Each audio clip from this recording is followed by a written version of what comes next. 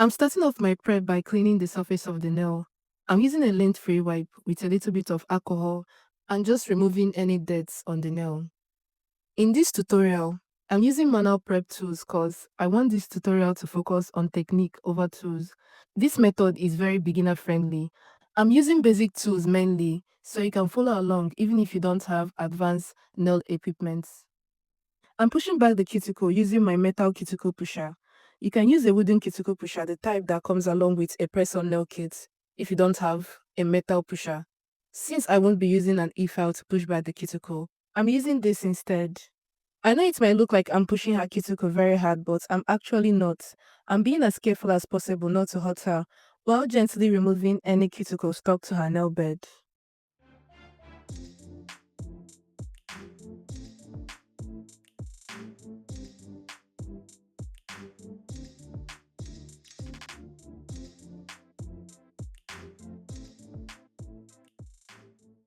Pushing the cuticle too hard can lead you to hurting yourself or your client.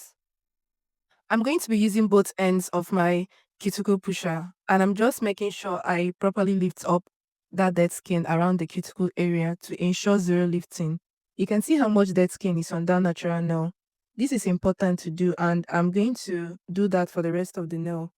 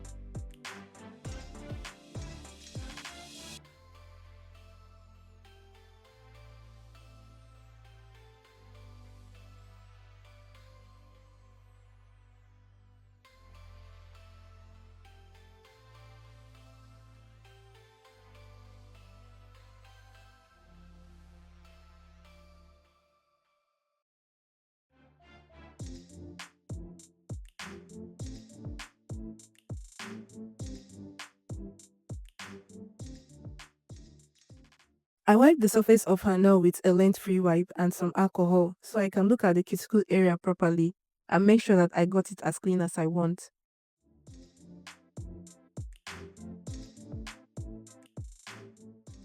I know I'm paying major attention to the cuticle area before the entire nail plate, but that's cause lifting usually starts around the cuticle area, and since this is all prep and no drill, I have to make sure that the area is as clean as possible. Using my 100 over 180 grade file, I'm just going around that cuticle area once again to help me remove any excess dead skin I might have missed with my cuticle pusher.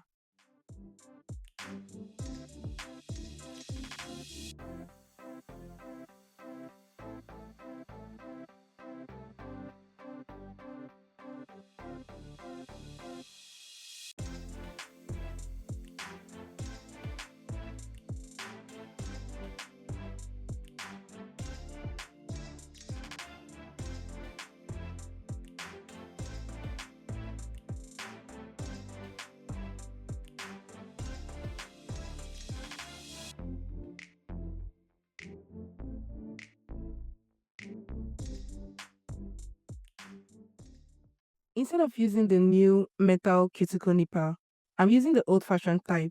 I want the spread process to be very attainable, especially if you're a beginner or working with limited tools. So you can just follow along this process. This process will help you know the proper steps to take when prepping the natural nails, even if you own a nail drill and different tools. I'm just very carefully removing the cuticle. When doing this on yourself or your client, try to be as careful as possible not to end up injuring yourself or your clients.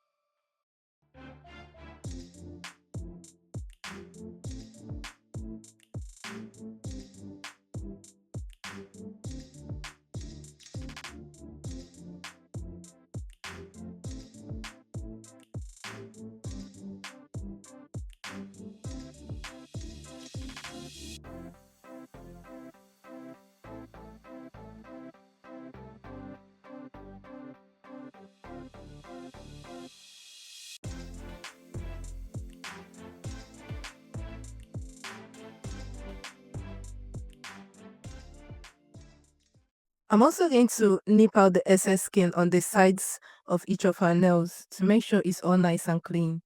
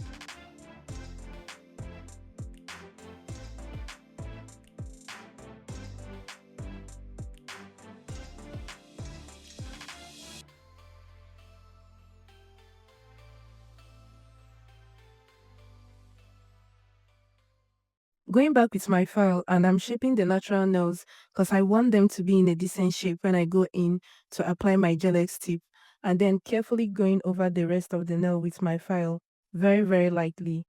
Even with using a normal nail file, if you're not careful, you could still damage the natural nails, so be very gentle when doing these parts.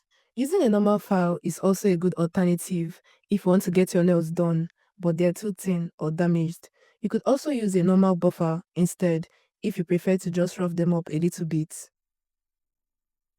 I would highly recommend using a hand file if you're a beginner instead of an e-file when working on the natural nails, just to be safe, especially when it comes to drilling and etching the natural nail beds. It helps so you won't end up thinning the natural nail beds out.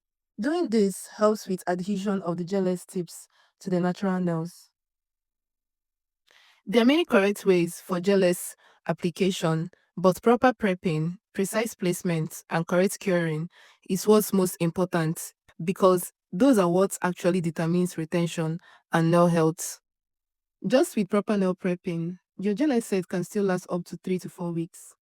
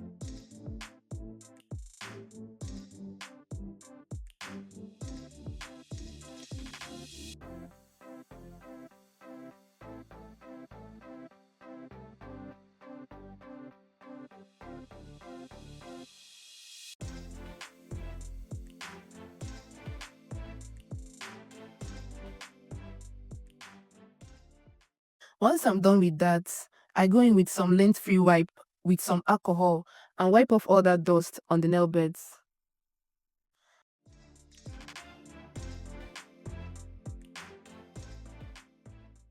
And this is what her nails looks like after all that prepping. I'm etching the inside of the nail tips with my hand file. The nail tips comes pre-etched, but I'm still going to etch it up a little bit just to be sure. The only thing I don't like about this nail tip is how short it is. It doesn't give room for changing the shape of the tips to maybe almond or stiletto, because then it will be very short. And I also found it difficult to etch the inside with my hand file. I repeated etching the inside for all the nail tips. I'm going to apply the dehydrator directly to the natural nails, and this will also help with adhesion and remove any oil left on her natural nails. And also, in case I touched her nails at any point without knowing.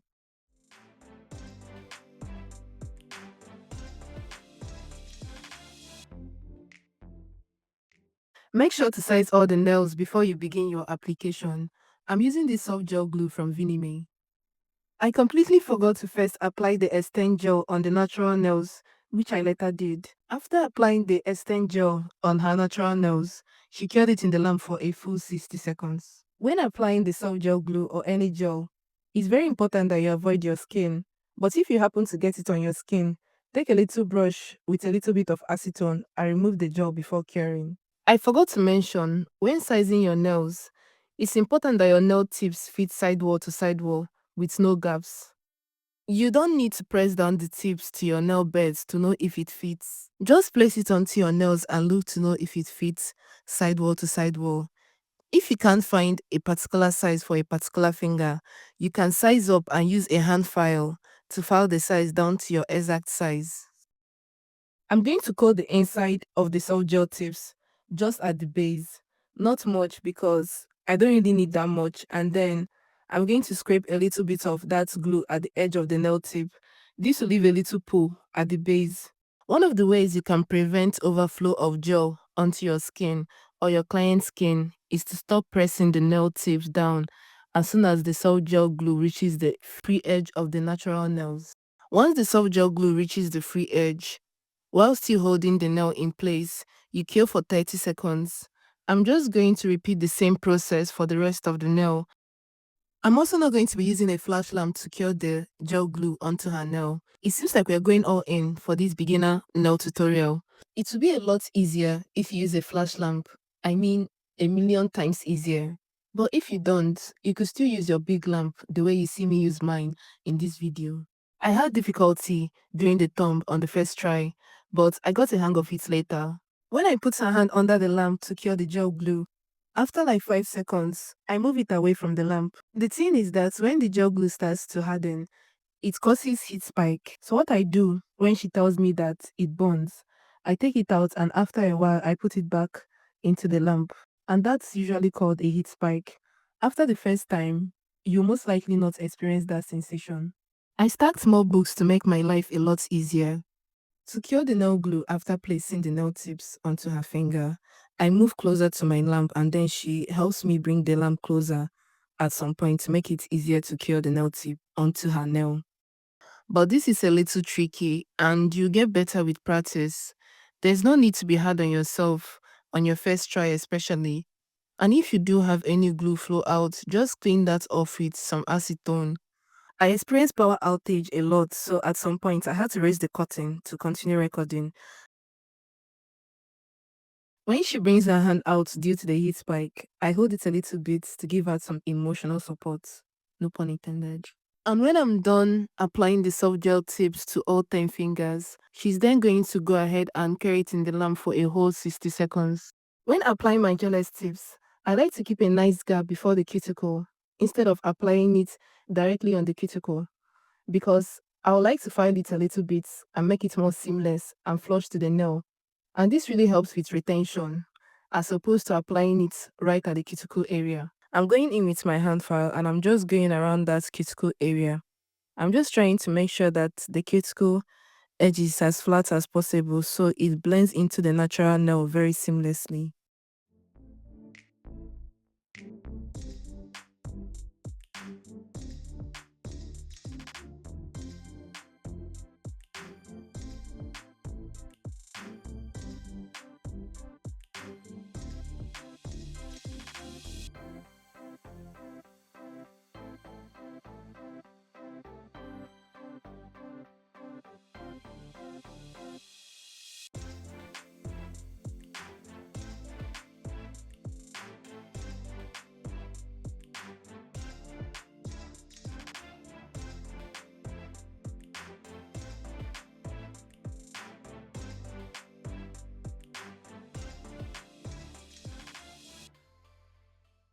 Then I take a little bit of acetone on a brush and melt the nails. And this also helps a lot with lifting.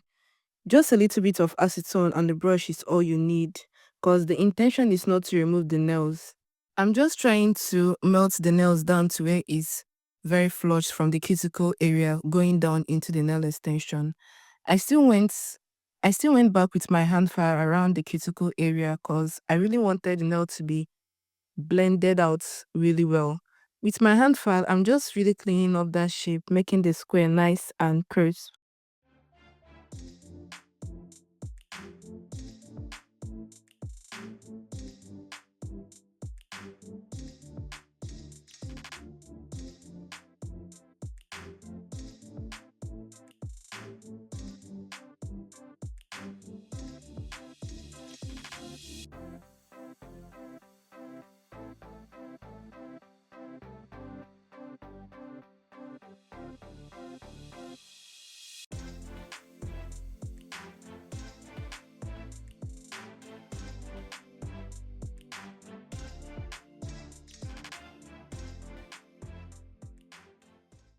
One of the mistakes I made was not touching up the sides with my hand file because, from my own perspective, the nail tips seemed more coffin than square. I just thought at the moment that touching the sides would make it a more coffin shape than square, which I ended up regretting. I would have just filed the side just a smidge to make it more fitting on the nails and for the square to stand out more. But that's a lesson for another day. With that being said, I built the surface of the nail, and I know this takes a lot more time, but prepping and making sure your nail looks smooth and natural is the most important part. And that's what's going to give you that beautiful finish and help with adhesion of the gel polish onto the nail. I like buffing the edges and making it extremely smooth to avoid gel lifting after a few days.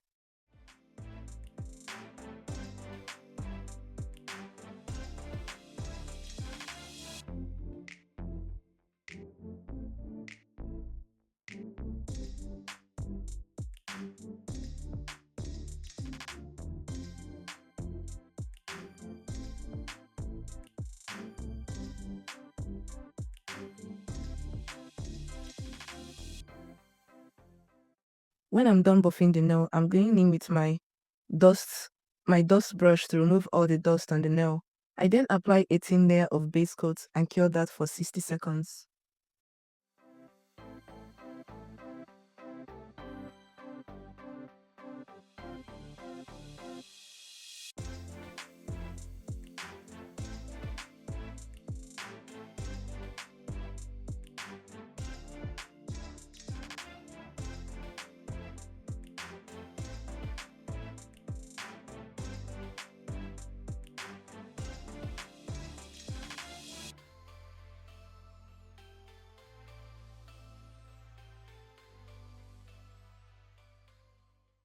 I decided to use this beautiful nude base polish from OPI. The name is Bubble Bath because it seems to fit her skin tone the most out of my nude base colors.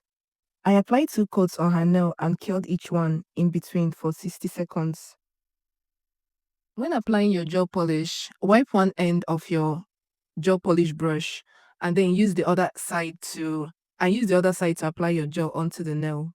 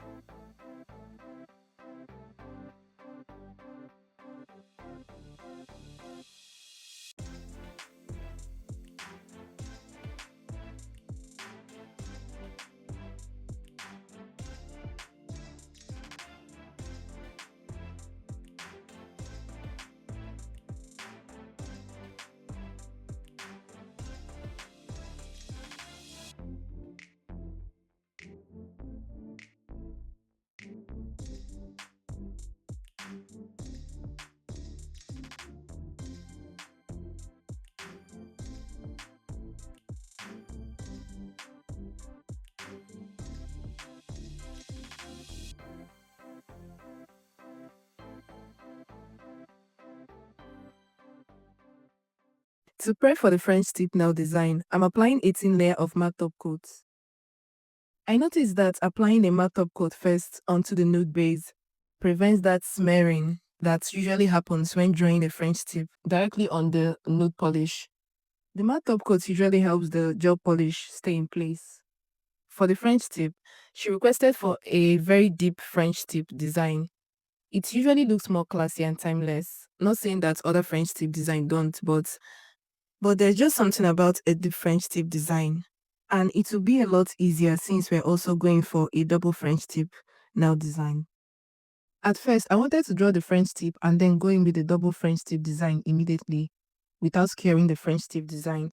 But I realized with the pinky that it will take more time and I might smear the first French tip and end up having to start over.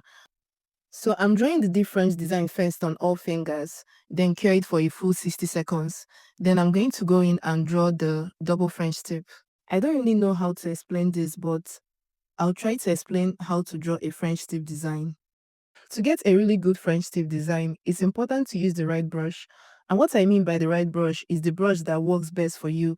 Because I've seen a lot of nail techs create a perfect French tip with a 25mm liner brush that is bent, or even the shortest nail art brush, or even an 18mm liner brush, and so many. So I'm using a 25mm liner brush, but that's because I tested out all my brushes and I ended up finding out that my longest nail art brush is what works best for me personally. So my advice is to test out all your nail art brushes and find out which nail art brush works best for you when drawing a French tip or even any nail design at all. I like to draw with a straight liner brush, and any bent brush icks me out a lot. Even a little tilt in my brushes makes me very uncomfortable, but the important thing is to find what works for you. A deep French tip sits lower than a normal French tip. It comes down way lower than the middle of the nail. I like starting from the right. I curve the line slightly upward towards the side wall. Then, from the left side, I bring the smile line down and curve it slightly, then join both lines together. I like to think of it like a soft U shape, not a sharp V. The center should be the lowest point of the smile line. Look at your curve to know if it looks wide and smooth. If needed, adjust it. Not to choose a brush for you, but the longest liner brush always seems to be the easiest brush one can use to draw a French tip because it makes it easier to control the line as you draw. Another thing that will make your French tip design easy is balancing your hand using your pinky. I then go in with my shortest liner brush to infill the rest of the nail. I like doing this immediately I'm done with my smile line because it helps me balance the French tip and see areas that I need to fix. I don't know what else to say, so yeah.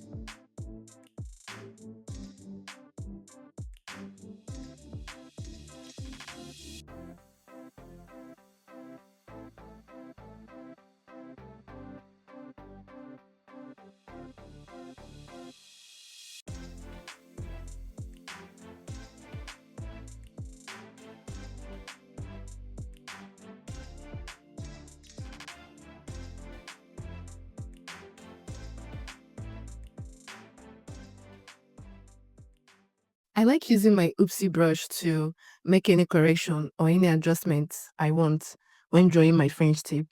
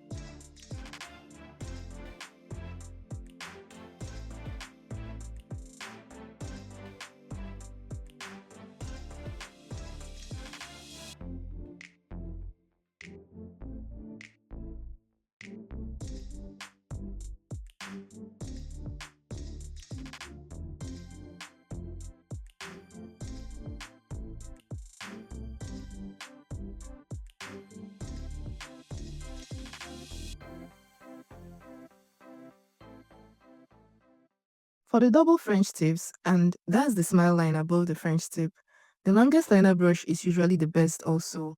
I like starting from the left side because it makes it easier to balance the smile line than when I start from the right side. I follow the French tip line on both sides, then carefully join both lines together. I then go in with my oopsie brush to correct any mistake and make those lines nice and crisp. When drawing the thin smile line above the French tip, it's best to work mostly with the tip of your brush and not the entire length, just the tip is fine.